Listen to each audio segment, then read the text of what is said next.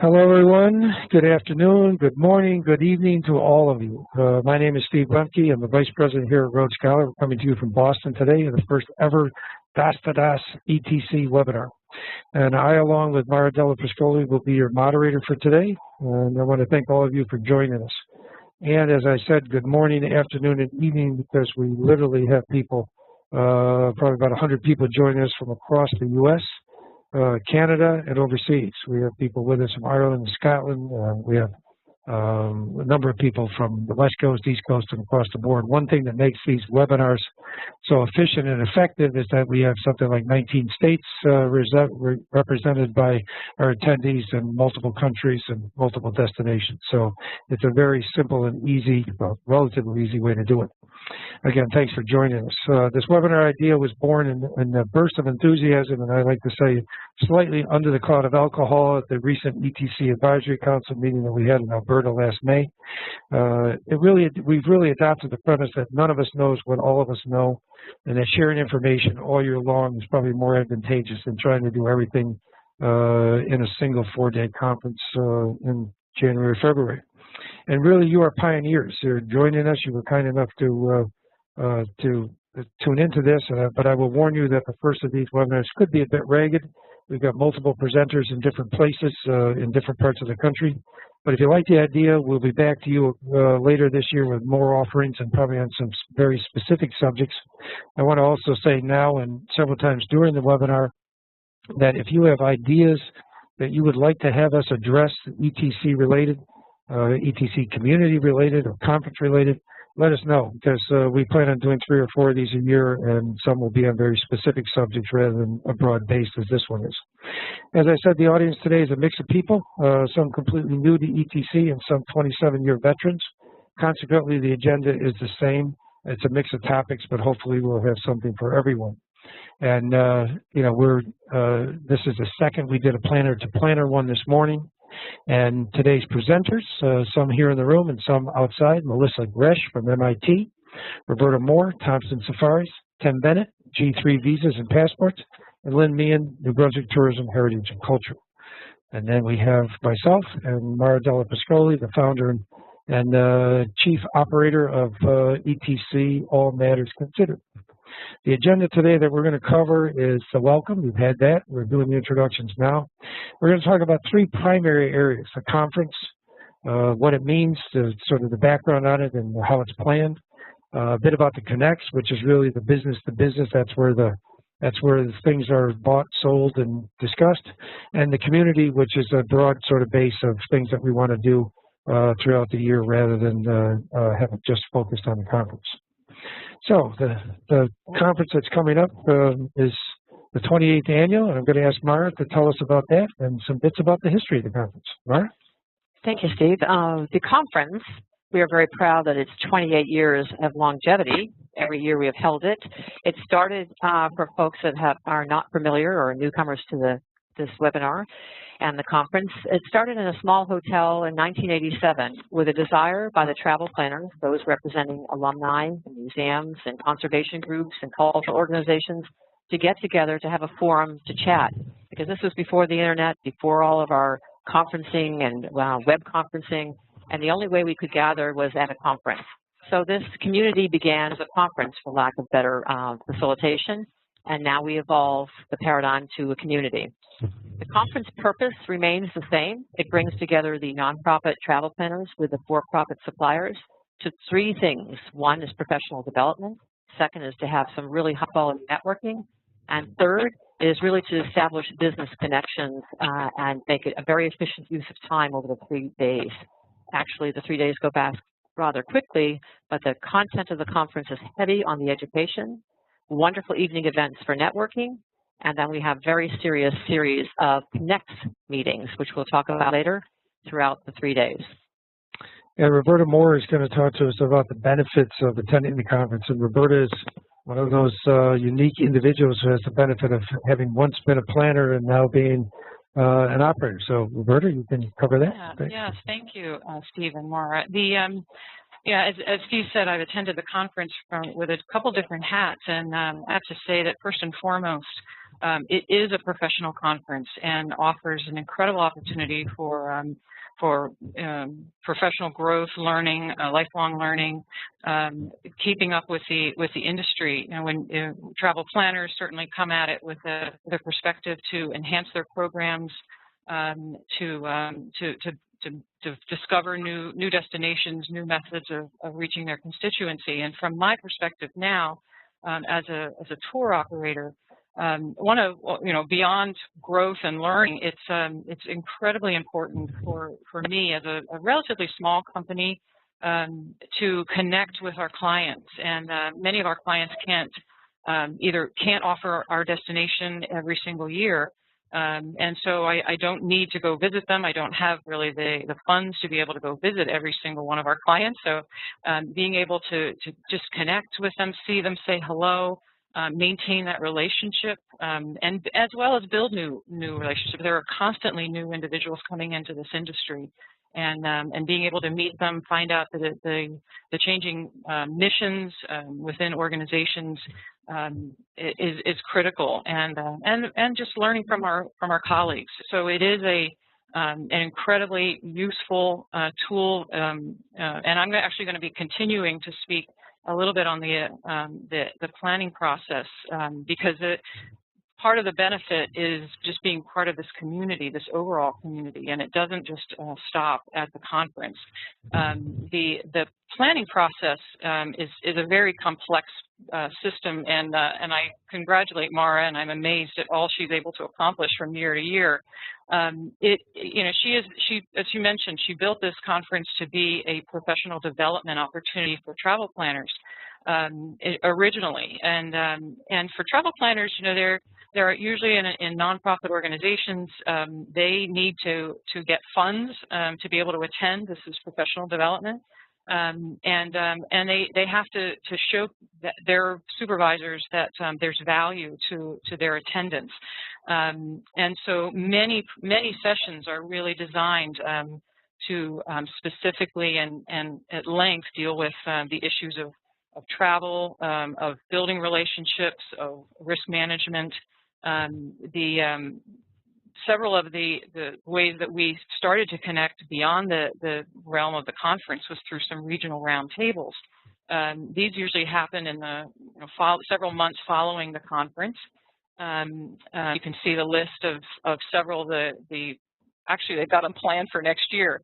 I thoroughly enjoy these sessions because again, it's another way of saying hello, of meeting some new people, and it's a step beyond the written evaluation that Mara collects at the conference from each session. You can certainly get feedback, but then after a few months you get a chance to digest all that you heard and all that you saw.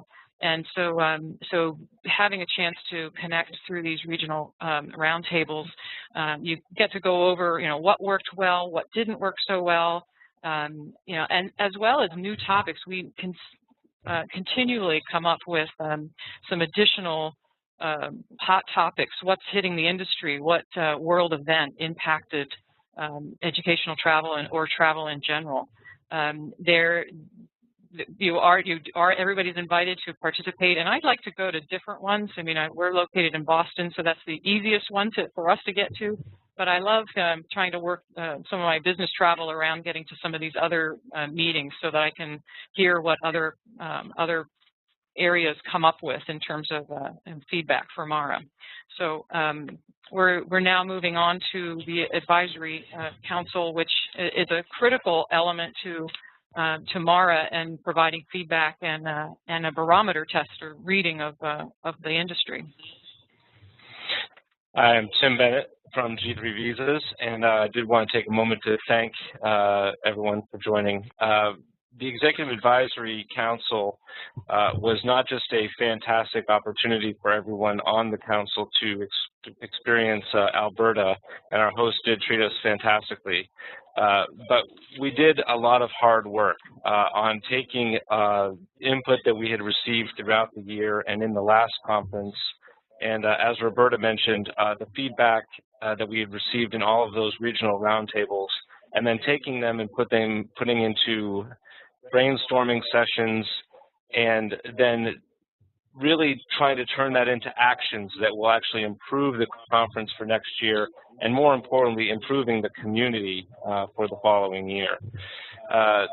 This year we had a big voice for DOS, and we really focus on improving the value of the ETC membership for members of DOS. We spent a lot of time on ways to make that more productive for our contingency, and really how it integrates with the overall vision of what MARA has for the ETC. Thank you, Tim.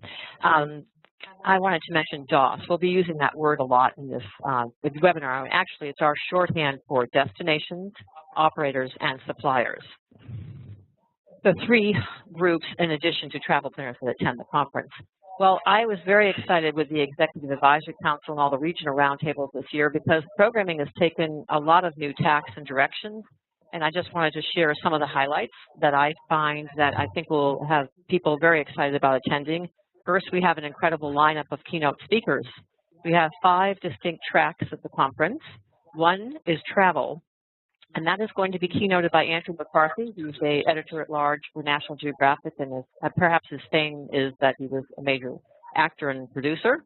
And he will be talking and leading a track on travel. We'll be having some workshops about travel writing and about storytelling in travel and intentional travel journaling. So it's a little different experience in the conference to have these workshops. And actually what's great about the workshops, not only are they hands-on, but they give an opportunity to network at a different level amongst all the different groups at the conference. Secondly, we have a track on trends, and that's particularly important this year. We have a major speaker coming from London, Clint Loren, and he will be focusing on the national and actually international demographic trends, the middle class, where money will be, going on through drilling down to some various countries and to the U.S., and he'll be providing some unexpected, I think, conclusions for you to the year 2013, 14, and all the way up to 23. And we also have a strong conservation track this year. That's thanks to our keynote speaker, who's kicking off that track, Brian Scarry, who is a conservationist and a fabulous underwater photographer. Done a lot of work in a lot of the waters around the world. But also we have our Responsible Tourism Showcase winners, past and present, to be able to share some insights and some actual hands-on practical storytelling about what they're doing and how these projects and organizations are contributing to the overall educational travel programming throughout the world. We also have, and it's a standard of the conference, it's a must for travel planners and suppliers alike, which is our risk track. And that'll be kicked off by Peter Greenberg, who's come back from reporting in the field in the Middle East and also in Africa. And we will have a series of risk management sessions. We also have marketing, and this year the marketing will be focused on online and in print, the integration of both. But we also have data management and lists, which is critical to the planners. But also some of the workshops will be geared just for the DOS with Sri, who's been there. He's a major icon at the conference every year. But we're going to actually do workshops, redoing your Facebook page, et cetera, so that you walk home with tools. So we feel that those mainstay tracks will be excellent. We also, in focusing, we have industry forums. They're the type of, actually the format is wonderful, they're very well attended, where we speak about industry issues such as air issues and cruise issues. We also have some sub-trend tracks on millennial to boomer travel. This is going to be rather interesting because the millennials are echoing what the boomers want. We'll have some workshops in developing those programs. We'll have some programs on stretch marketing and actually coming back to the core of the conference, which is using educational assets. That is how this industry makes their programs unique, utilizing faculty from the U.S., faculty abroad, in-country wonderful guides and experts. And we are bringing actually guides in from 3 different continents, and we have 2 different professors. So it should be a very, very lively discussion and very useful. So thanks, Mara. We're going to go from hot topics to cold, hard logistics now, and Tim's going to do that for us. Thanks, Steve. Obviously, when you have a conference, the success of that conference is based on, first of all, getting there and then getting the most out of that conference. One of the reasons why Mara has selected Orlando is because it is so easy to get to, and it's actually very affordable. Flights can be purchased for about $300. It's easy to get to. We've gotten discounted hotel rates, so there's really no reason for folks not to take advantage of the entire conference. So please plan on arriving Wednesday on February 5th and staying all the way to the end. We have created this conference with a deliberate cadence. It's almost like a dance from start to finish, and you don't want to leave at the end and miss out on the opportunity to network and really solidify your relationships with your potential clients or partners throughout the rest of the year. Additionally, we've really made it a friendly and networking and get-together opportunity at the beginning of the conference, so you can share your favorite cocktail with old friends and work on that part of it from the very beginning rather than just a plenary session. So it's very important that you stay for the entire conference and that people are not actually packing up their exhibits prior to the end of the conference, because it sets the wrong tone, and it's really not about consistent with our code of being a community and being respectful of all the other folks that are attending the conference. Thanks, Tim. One of the main things that comes up at the conference is forums and seminars, and what you have in front of here are the ones that we have for 2014, the DAS, the Travel Planner Executive Forum, Mentor Program, and Seminar on Wheels. And Tim's going to talk about DAS, and then Melissa's going to tell us about the rest. Tim? Thanks. As Mara mentioned, we're focused on the destinations, operators, and suppliers. The ETC has been well known for catering to the planners, but now this is an opportunity for destinations, operators, and suppliers to focus on the things that are important to us. So this is an opportunity for people who are on the other side of that coin to collaborate. We, in and of ourselves, are a community. We have common goals, we have experience, and we have knowledge that we can share with each other to make the products and services that we provide stronger for those planners. We can speak about things, issues that are affecting our businesses, how we're improving our programming, and improving our relationships not only with the planner community, but also within ourselves. These are an opportunity to share opportunities, network, or maybe potentially business leads for ourselves rather than waiting for that chance meeting with that planner. We can also come up with strategies on how to better market our services to the planning and the purchasing community. A few of the things that we've done to promote this is by creating DOS roundtables. We're doing these both at breakfast time and luncheons. For instance, we're talking about effective collaborations, do's and don'ts of evolving planner and DOS relationships, legal issues, in which we're bringing in highly qualified lawyers from Boston and San Francisco. And then we're also giving an opportunity to highlight some of the destinations in our Ignite session, which is around the world in 60 minutes. We're looking at market expectations and realities, a CEO roundtable, and then a way to drive demand. All of these things are new and a way to improve the value of this conference and the overall community to the DOS community. Thanks, Tim. Now, Melissa's going to, oh, sorry, Mara, you have a quick. I wanted to drop in on just something that Tim said so well, is that on the DOS forum that we came up with this concept of having destinations showcasing around the world, we actually have expanded the destination track throughout the conference. This is a direct result of the DOS discussions, both in the regional roundtables and executive forum. So those destination track will be going throughout the 3 days, which is very exciting, and it's a new addition to the conference. Great. Melissa, travel planners? Hi, everyone. So just real quickly to kind of restate the travel planners, you know, we're made up of travel program directors and managers, from universities, schools, museums groups, natural history groups, and others. And there's one part of one day, as you'll see here, February 6th on Thursday, that we devote as planners to the issues that affect us specifically. So these meetings that are exclusive to us have been part of the conference for some time now, and they're not to be taken as an offense to destinations, operators, and suppliers. It's just a time for us to meet one-on-one with one another. Yeah, I think, this is Steve again, I think the real issue here is that when DAS is DAS and planners are planners, it's really to get to the heart of those matters that are most important to those sections. There's plenty of opportunities for people to interact on the same issues, but it's a very rare time that all the travel planners and all the DAS get together rather than nationally rather than just doing it regionally. So executive forums, Melissa?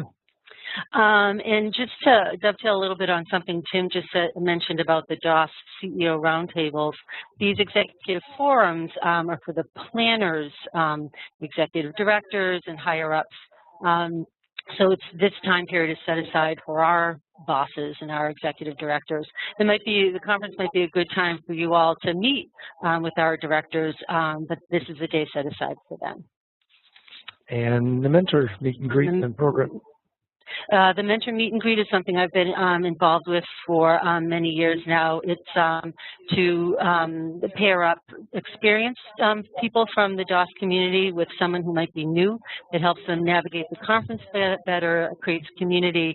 I encourage you, if you've been to the conference before, to please consider being a mentor. It's a great way to help out newcomers. And Mara, Seminar on Wheels. Every year we try to explore the venue around the conference, and this year we are going to do a seminar on wheels. It's a cultural exploration of historic Winter Park. If you haven't been there, it's actually very impressive with the museums, including one of the best in the country, the Tiffany Glass Museum. We offer these as a way for actually threefold. One, to showcase how educational travel is translated in the field just around our conference, to give people an example of the type of programming that the planners like to see on their tours. The travel planner that put this program together is Alex Maddock out of the Art Institute, using her contacts in this wonderfully cultural part of Florida. Secondly, it's a great venue to network with all different categories at the conference. And thirdly, it's a great way to learn because these sites are very unexplored in Florida. So if you are hanging around on Sunday and have the morning, we'll actually conclude just before 4, and we'll be dropping people at the airport as a convenience. So if you think you need to fill the day, it's a great way to do it. And they'll definitely be there, Mark, because nobody would ever dare now leave before late on Saturday. Right? So we're all set. So we talked about the conference, a little bit of history on that. We talked about some of the seminars and forums that are there. Now we're going to talk about who's going to attend. And we're going to ask Melissa to talk about the planners who attend. Yeah, the planners who are attending the conference each year, they come from such varied backgrounds. Some are new to the conference, some are from large programs, small programs. They're quite experienced, and some people are totally new to the business. As far as kind of how we work, I wanted to share this information with you. Planners most often work through U.S. tour operators, because the tour operators can handle more than just the trip management. They often offer marketing support, customer service support, call center support, and the issue of liability and errors and omissions insurance, things like that are tantamount for the majority of us nonprofit travel programs. It's also important to note that nonprofit travel programs, none of us operate the same at all. We all have different mission statements and operation models, marketing restrictions. That said, some of us do work within country operators, cruise lines. Some of us seek out destinations for itinerary input, and some of us work with other various suppliers like travel insurance companies and book sales and that kind of thing. But I also want to note one more thing, that the travel planners often have other jobs within their institutions, so travel is not our only focus. We are time pressed, we are risk averse, but we are all passionate about travel and are excited to attend the conference. Thanks, Melissa. I was going to jump in. This is Roberta on U.S. tour operators, and this is a big group of individuals that obviously are trying to connect with existing clients. As I mentioned earlier, we don't always get a chance to get out and see our clients, and so this is the be-all, end-all place to be for educational travel. It's also a place to meet potential clients. I think one of the things that's incredibly important for anyone who's considering a U.S. tour operator who's considering coming to the conference is that it is more important to build relationships and that you're not. It's not like a trade show where you're going to be walking away with actual bookings. Most of the time, you're going to walk away with some interest. You're going to walk away learning who all these players are. I think it's pretty obvious that there are a lot of players. You know, this has grown over so many years, and so having a few moments throughout the conference to just kind of figure out who's there and what they're after. I'm also going to talk a little bit about inbound operators because there is a large group of folks who are might be providing guiding service within a particular country, and so they will come to the conference, but their priority, and I think Melissa addressed this beautifully, is that their priority is going to be to try to connect with the U.S. tour operators. Some travel planners do have the capacity, but I think it's pretty few and far between that travel planners have the ability to work directly with inbound operators. For an inbound operator, their connection really should be to that U.S. operator, and then to many times we do ask inbound operators to give timely updates on their regions, and we've had offered sessions during the bazaar time to talk about festivals that travel planners might want to know about, or even U.S. tour operators might want to build into their itineraries. I think Lynn is on to start. Thanks, Roberta. Lynn is on, and I want to just reiterate something that Mara said earlier. Lynn's going to talk to us about destination suppliers. Roberta talked about the operators, and that's the DOS, Destinations Operators and Suppliers of DAS. But Lynn also is a sponsor as well as a destination. So I turn it over to Lynn. Lynn? Thank you, Steve. Well, destinations are definitely a key part of ETC, and destinations that attend ETC have representatives from all over the world. They consist of countries, regional and city government tourist offices. They consist of even U.S. domestic, state, regional, convention and visitors associations, city and community-based tourism promotion offices. So it is a vast selection of representatives from destinations. And the key thing is destinations attend ETC. They're not selling tours per se. They're there to inspire, educate, and build awareness, and especially offer expertise about their destinations to the tour operators and to the travel planners as well. Destinations should be considered like the middleman or the middlewoman, I guess, between tour operators and their industry suppliers within their own destinations. Historically, though, interestingly enough, the travel planners have vastly underused this educational segment of the conference, and we continually encourage planners to make it a point to get educated at ETC by meeting with the destinational representatives. As I said, destinations are not selling tours per se. The job is really to be specialists and offer advice to the travel planners and to the tour operators to help them know where are the best areas for certain types of programming.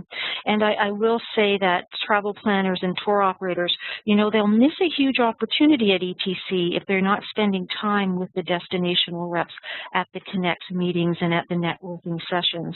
One thing important for destinations to know is to make sure, destinations need to make sure that they know which tour operators at ETC are programming into their destinations, because if they're talking to a travel planner, the travel planner is going to want to know that information for sure. And so I want to emphasize that.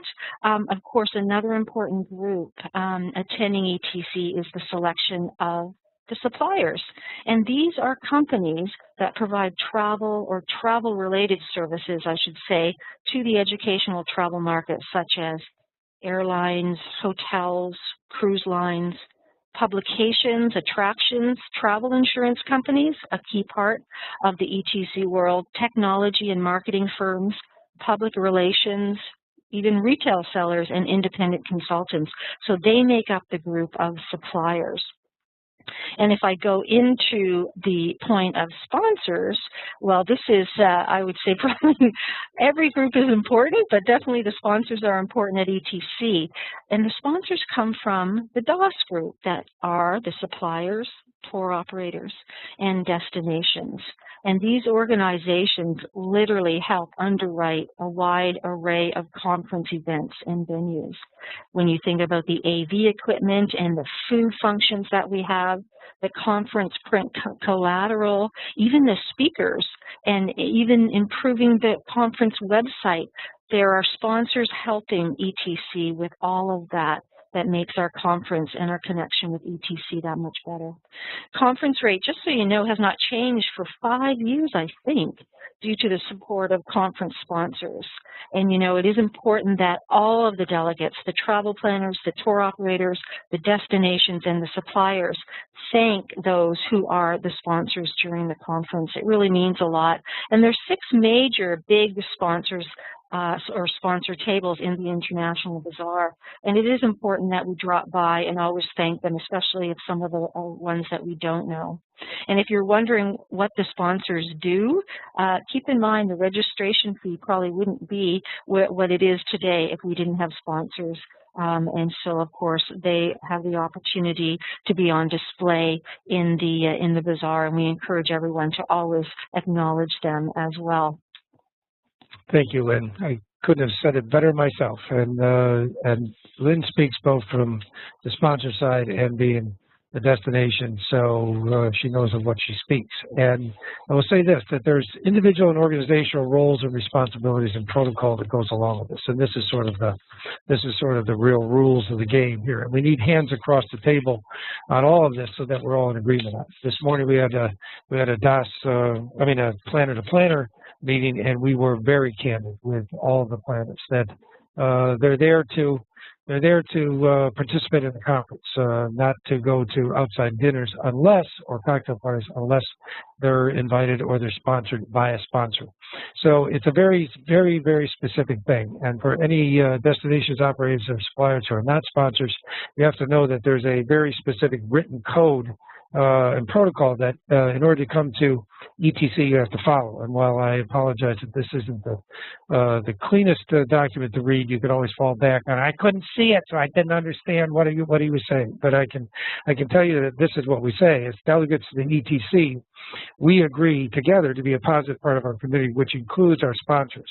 And in order for all the groups within our community to enjoy a successful conference, we agree to support the following.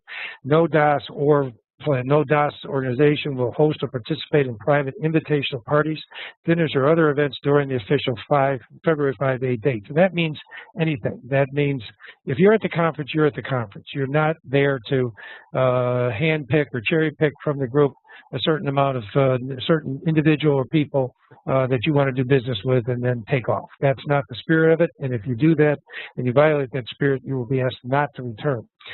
We've also asked planners, if somebody invites you to a party and you don't go, the party doesn't happen. So we were very clear with planners this morning that if they're invited to a non-sponsor event, that means something done by a sponsor, it's very important that they don't attend that.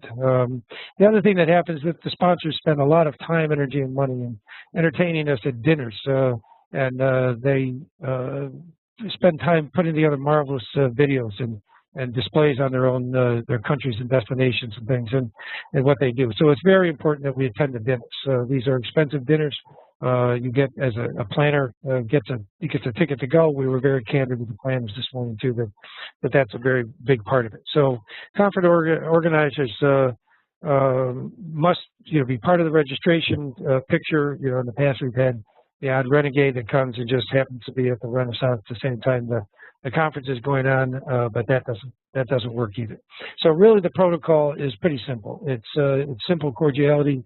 A lot of people are paying a lot of money for all of us who are planners to really keep the cost down, as Lynn said, and she was absolutely correct. The cost has not gone up in 5 years. Without the sponsors, it would go up. So it's very important that we respect that. Now we're going to talk about Connects and the meetings. This is the business part of it, and some other things. So we're going to talk about the value, the meetings, the scheduling, bit of fulfillment, and how to schedule a meeting, and then protocol on that too. So first, the value to a DAS attendee. I'm going to ask Tim to cover that. Great, thank you. These Connects meetings have really started coming into their own and becoming a focus point of the ETC conference. And I think that we've seen and received a lot of feedback of what works and what doesn't. And we've worked hard to try to improve that process all the way around. But from a DOS perspective, this really is an educational tool for everyone to be able to not only take time to research and target the people that you are looking to connect with, but also find other suppliers or destinations that you can meet with to educate yourself on what their offerings are and perhaps come up with a more robust offering overall. And also finding what are the trends that the planners and other destinations are seeing, and how can you be a part of that? So that as this conference is about education, this is certainly a big part of the Connects. The part that strikes me is that what we've created is there's up to 7 hours of Connects meetings that you can participate in. And as this has become a big portion of the conference, it would be silly not to take advantage of that time. This is not another travel organization where you sit at your booth for 4 days and it's not a trade show. This is a time to connect and to educate yourselves with other DOS folks or planners. So if you don't put the money or the time into creating these Connects meetings, you're going to be sitting around like a lost sheep for 7 hours in the hallway wondering why you're not getting any business done. So I would urge you to take the time to do your profiles, which they'll talk about later, to get the most out of this. Throughout these meetings, you're going to have great and efficient networking opportunities, not only with your other colleagues in the destinations operators and suppliers, but also with those planners. So there's going to be over 500 people that are milling about during this session. And with the proper planning, you're going to have the opportunity to maximize that 7 hours and to get out to those 500 people to make those Connects the most valuable as possible. Thanks, Tim. And I want to say that at the Advisory Council this year, we spent a good portion of the time working on Connects and how they're going to operate. So there are 4 different types of Connects, and I'm going to ask Lynn Meehan to go through those so everybody sort of understands what we're talking about, Connects and the meetings. Lynn? Thanks, Steve. As Tim said, Connects has become an integral part of the ETC experience, and it is really a valuable way for all of us, the tour operators, suppliers, destinations, and travel planners, to formally meet and discuss business opportunities. And all I can say is, wow, have we come a long way, baby. This is a key part of ETC now, so we encourage everyone to learn about it from the website and understand what the 4 different sections of Connects are. So I'm going to just briefly give a little overview on each one. And of course, you can read more about it on the website as well if you're not as familiar. So basically, the first one is Trade Connects. And this happens Thursday, February the 6th, 10:30 to 12:30 in the International Bazaar. And this is a time for industry trade partners, tour operators, suppliers, and destinations, those 3, to meet independently of travel planners, because the travel planners during this time are in their own function during the Trade Connect. So There's no opportunity for you to meet with travel planners at this time. So as I said, the travel planners are in their own form and not typically in the bazaar. So it is a great time for you to make those connections. And you know, if you don't have meetings set up, don't fret.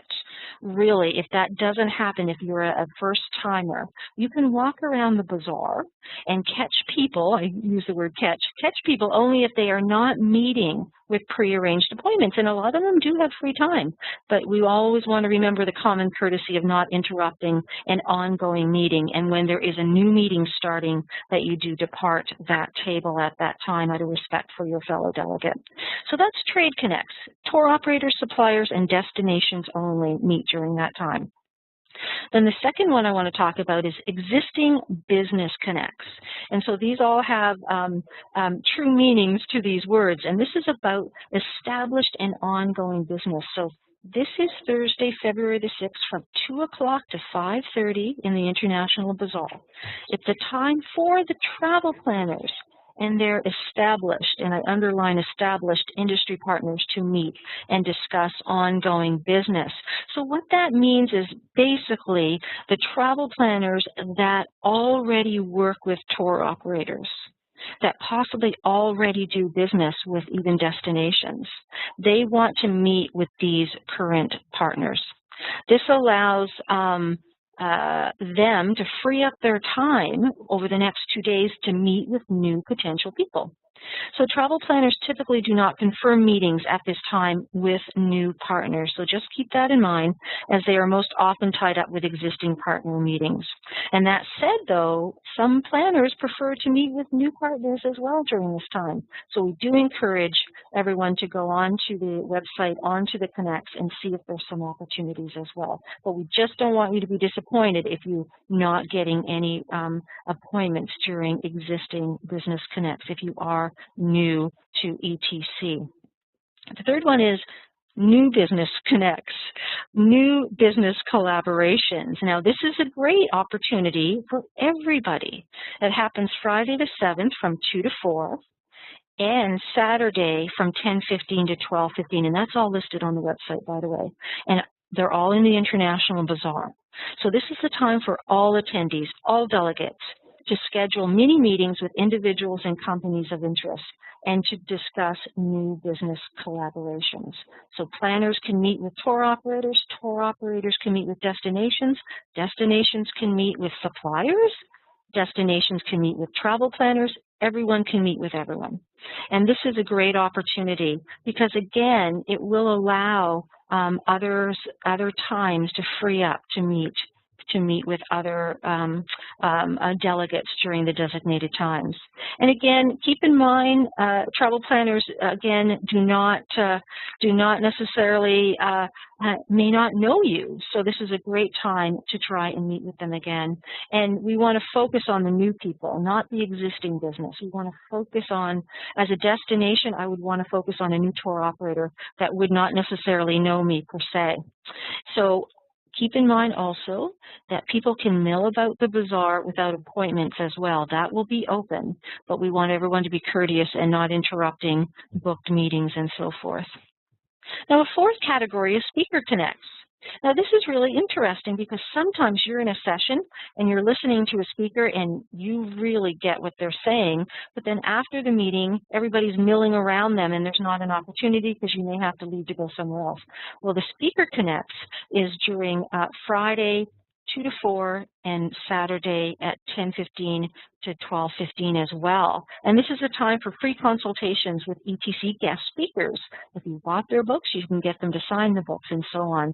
So we encourage everyone to take advantage of meeting these special people that are here at the conference, because we don't know, they may be not there the next year, and maybe it is a one-off opportunity with a great speaker. So we encourage you to meet with them as well. Thank you. Thanks, Lynn. We're going to go to Mara now, because after you decide you want to attend a trade or existing or new business or Speaker Connect, you have to figure out how to schedule a meeting. Mara's going to do that for us.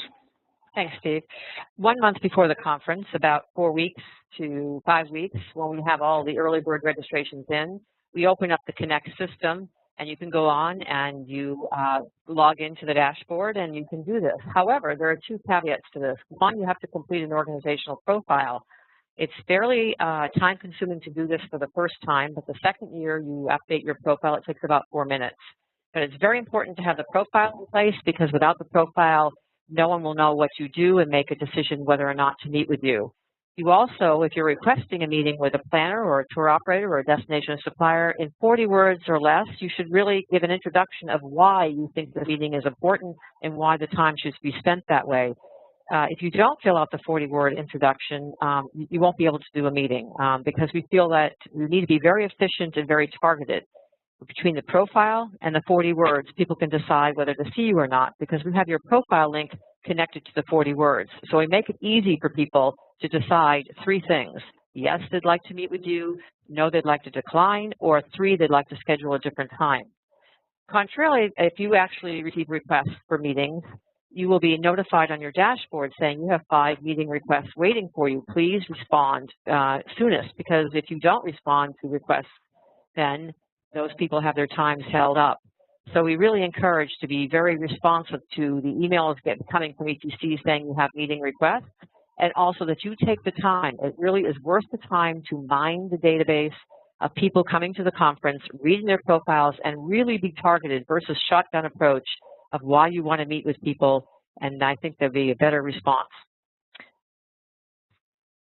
Great, thanks, Maura. Along with this, there's also roles and responsibilities and protocol too. So from the DAS side, you have to do the profile, you have to make the request, you have to get a yes or no response, you have to be there. You get a yes meeting, and somebody buttonholes you in the doorway and says, hey, can you come out here? I just want to talk in the hall, and your 3:15 meeting shows up and you're not there. You probably won't see them again. It's a bad start to a good relationship. So you have to be there. And the major thing for an exhibitor or a DAS member, you have to stay at your table during the times that the exhibition hall is open, exhibit center is open. You have to be at your table. And I can tell you, point blank from the Executive Council meeting this year and what we said to the planners this morning, we're going to focus on this dramatically versus what's happened in some years in the past. So I think you'll be pleased with what's happening. We're asking for full support on all of those. But you know, it's very important too that you don't send a will you meet with me with everybody who attends a conference. It's certainly not going to work. We were very candid today too with the planners to say if you're not interested in meeting with somebody, simply tell them no, you're not interested. So you can move on if they're not interested in it, and then you can attempt to talk to them at a later point and send them some follow-up material. But be considerate, as Mara said, about who you ask.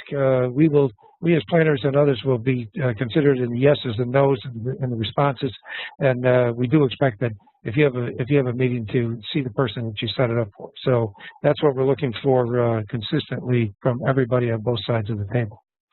I was going to stop now for questions and answers, but in light of the time that we have left, we'll do a quick Q&A at the end of this webinar. So if you're interested in sending in a question, in addition to the ones we already have, put them in the right-hand column at the bottom, type them in now. But I do want to go and say a few words about the community opening doors and to open minds. One of the things that happened again at the Advisory Council meeting and has been sort of in a gestation period for the last 2 or 3 years with the educational travel group, conference, community. Everybody that gets together says, you know, this is such a great conference. If we could just capture the enthusiasm of it and the afterglow of everybody getting together all year long, just think what we could do as an industry. So we did. We thought about what could we do as an industry. We can open it up and create it as a community. We can open it to everybody who's in the educational travel business. You know, the conference used to be called the Nonprofits in Travel. And I think the real issue for us is that the overview on this and the benefits, the membership, and the responsible tourism that comes out of all of this is really based on the fact that we're looking at the history of a conference. We need a community. We've had a lot of demand from people out there, and demand in a very sort of plaintive way, a way that people say, why can't we? They're not saying we need this, but they're saying, why can't we have more of this enthusiasm throughout the year? So if you are in the mood to join this community and to sort of wear the mantle of a not-for-profit educational travel group and be a supplier, a destination, or an operator that works with the planners, we would love to keep this community going 365 days a year. Now, do you have to sit through one of these? 365 days? No, you have to go to the conference the other 4 days. But really, the bottom line on it is that we're going to come back to you with probably 3 or 4 of these webinars.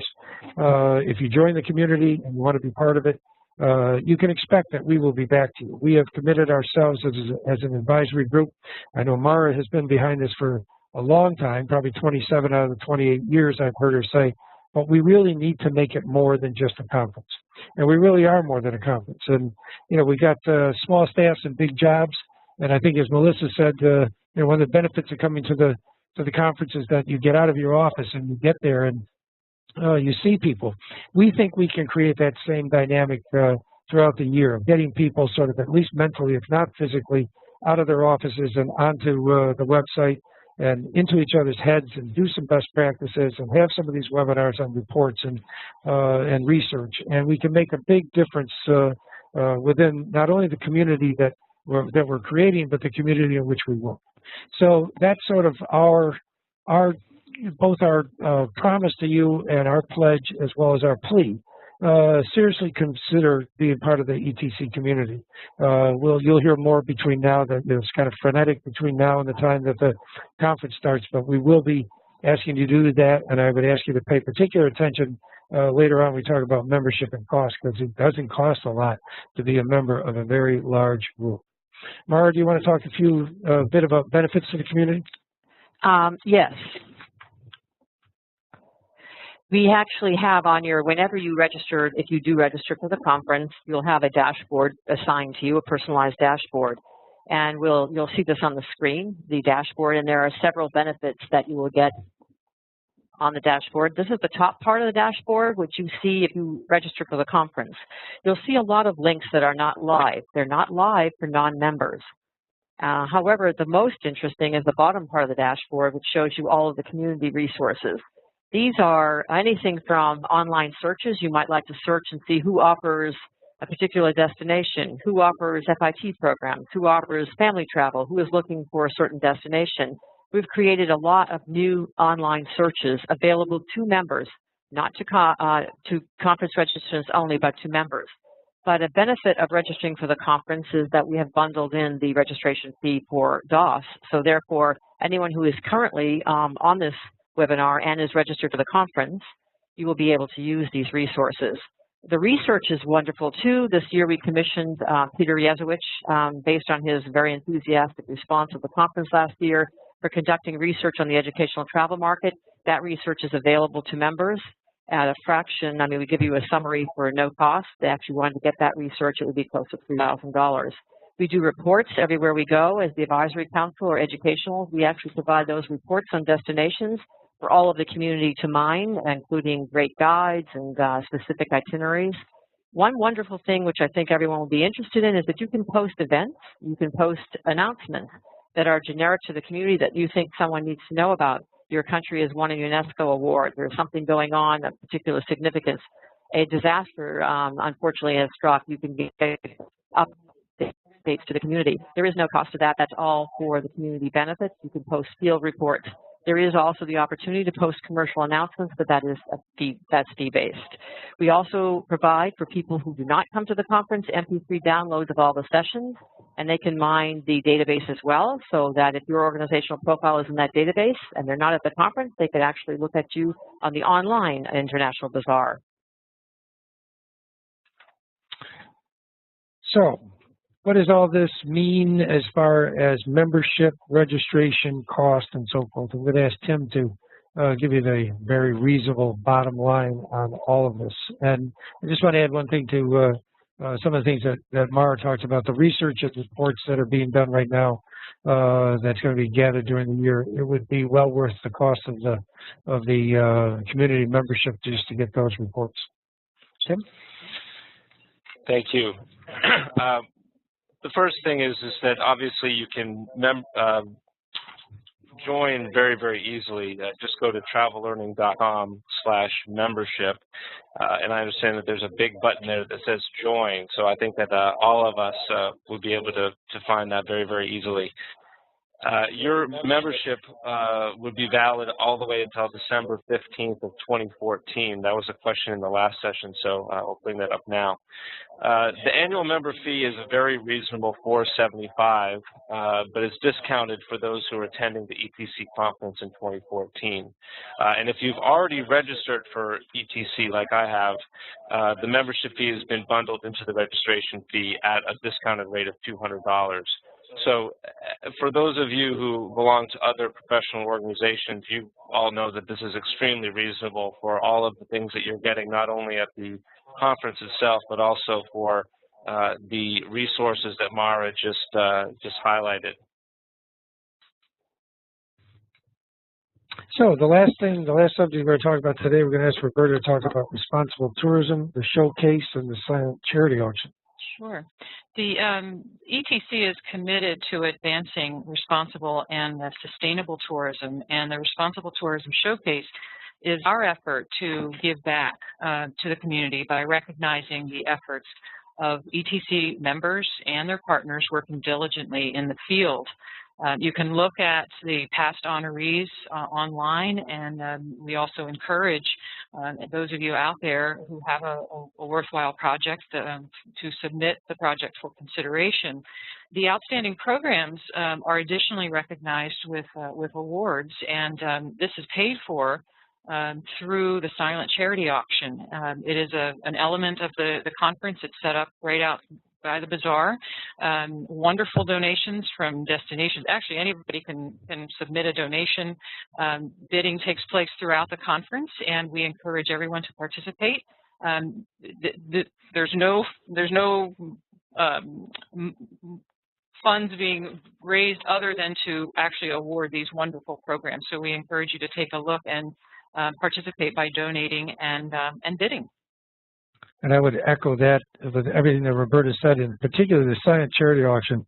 It always stuns me what's there, almost to the point where I don't really start to bid because I think it's too good a deal. So really, I suggest that early and often you take a look at those offers and really consider, talk to your friends, spouses, partners, and others that say if there's some really good deal going on, should I bid on it, and call them at home and find out if they want to go. Mara? And if you take a look at the website, you'll see that we've showcased all the past donations last year, and we'll continue to do that this year. So there's also some marketing visibility for those wonderful donors. Right, so you know what you missed and you know what's coming up. So now it's Q&A time, and I know it's a couple of minutes after 3, and I want to thank everybody for being with us. There are a few questions. If you want to stay with us to hear the questions and the answers, we'd be happy to have you do that. If for logical reasons in business you have to go, thank you for doing it. I will say this, that if you have ideas for future webinars, as I said before, we plan on doing 3 or 4 of these a year, and I think the ones coming up will be on more specific topics, so they may appeal to maybe half the audience or whatever, but there will be something for everybody in probably 2 out of the next 3 or 4.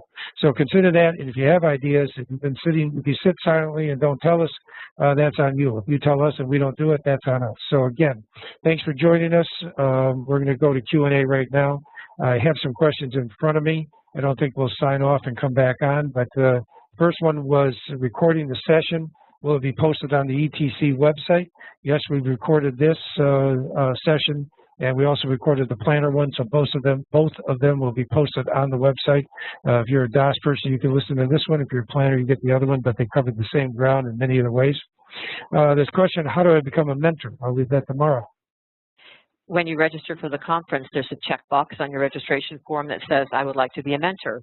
We follow up with that comment, and we give you the guidelines, and we actually assign you 2 to 3 mentees that are within your constituency. If you haven't done that, and you've registered for the conference already, just go back to the dashboard, and there's a nice place on your taskbar that says Edit My Registration. You can go into your registration form and check the box off. Thanks, Mara. A couple of almost logistical questions. Transfers, yes or no, from the airport, they included, or how do we do it? And can people stay on at the hotel beyond the conference now that they're staying well into Sunday to do SOWs as well? I have to say that there's been a great response for before the conference. We're now sold out of the conference hotel on the 4th, which is a Tuesday night. We actually have another block at the Hilton Garden Inn for that night. So there's been great demand for people to come early. But we also have nights after the conference, and there's a lot going on in that area. So yes, you can book through the conference rate, and you can book the hotel for dates after the conference, and there'll be a second block at the Hilton Garden Inn for the night of the 4th. We still have rooms available from the 5th through the 9th, but we're almost 85% sold out, or close to 90% sold out in the room block. Great. So there's where we're all going to see each other in a few months, February 5 to 8, 2014 at the Renaissance Orlando. And then after that, we're going to communicate and commune 365 days a year on the community. So, all right, turn it over to you.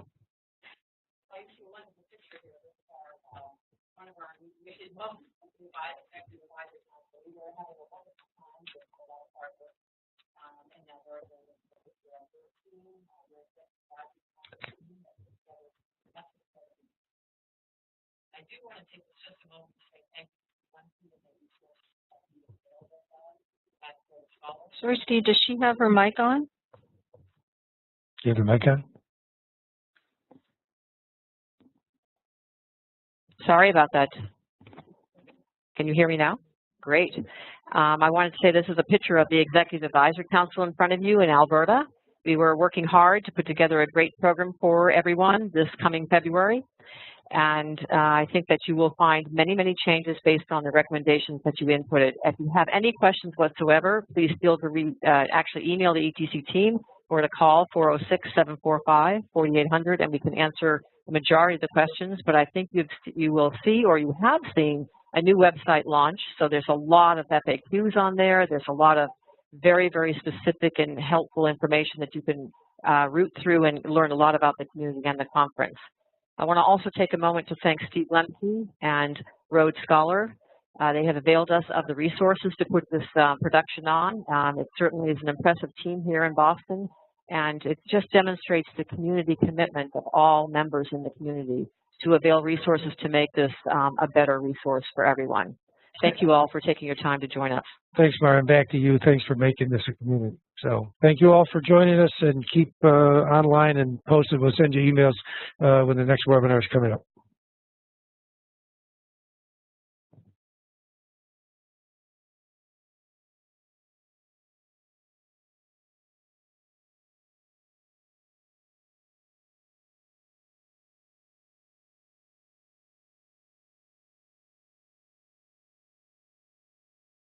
So, I mean, you know, how many You know, the number one. We're off the list. Yeah, don't talk bad about it. I always love that. Yeah, we're done with this. Well, great. Thank you very much. Great.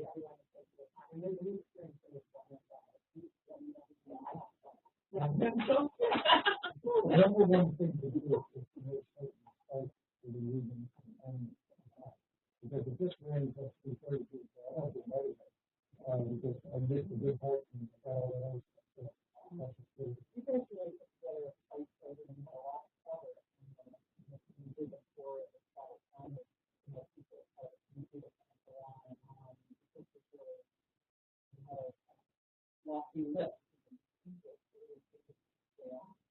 Yeah, I don't believe Austin. Well, also, people vote with the truth. You know, if you just have on something they already know, they just sign off. Yeah, I didn't see that. So like only two people, but I think one person actually said that he. Yeah. Somebody said it was Hi, everyone. I'm signing off. It's Lynn signing off. Good job. This guy.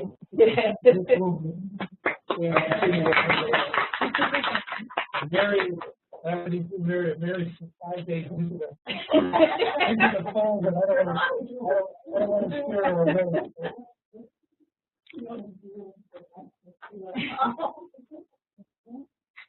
I'm sure they already gave me